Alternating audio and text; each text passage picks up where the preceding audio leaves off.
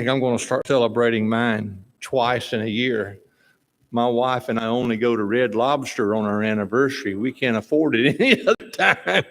So if I get a raise, I'm going to start going to Red Lobster twice in a year, 2 anniversaries. We'll be married 150 years in no time. We have Memorial Day coming up. Again, let me apologize for my voice. As a former Air Force man, 4 years in the United States Air Force, I understand the importance of obeying. Just do what you were told to do. There are situations in the military, especially in those branches where there's a lot of hand-to-hand combat and stuff like that. If you don't obey orders, you not only can get yourself killed, you can get a lot of other people killed too. And so you're trained not to question orders and go around getting a petition signed up saying, see, I have 100 guys that think we shouldn't obey your order. In the military, it's important to do what you're told to do when you're told to do it. It's important. It's amazing that one little 4-letter word mess that we have in the world today, and the 6,000 years almost. DEY.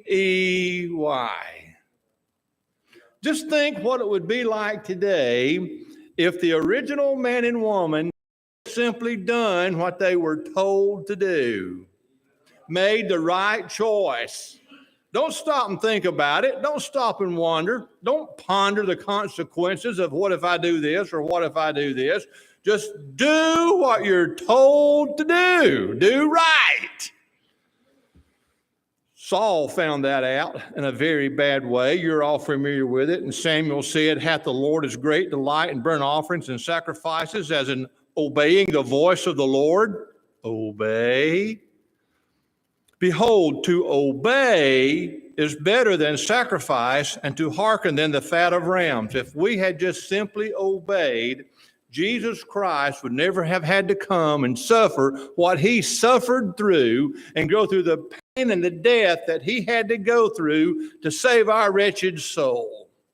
But because we didn't do that one little 4-letter word, Christ came and paid the penalty, paid the cost for our disobedience. Isn't that awesome? And as he hung there on that cross, his final words were, it is finished. The faithful soldier came and obeyed the commands of the Father. He did everything he told him to do. He even said, my words are not my words, they're my Father's. I'm telling you what he told me to tell you.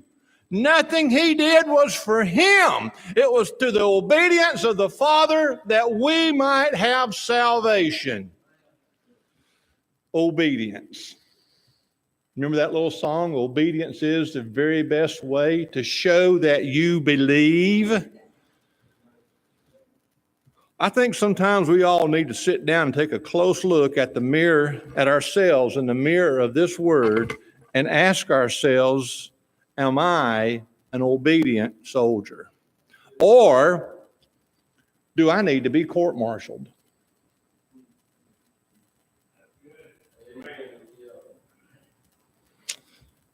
Brother Allen, would you ask the Lord's blessings on the Sunday school hour, please, sir?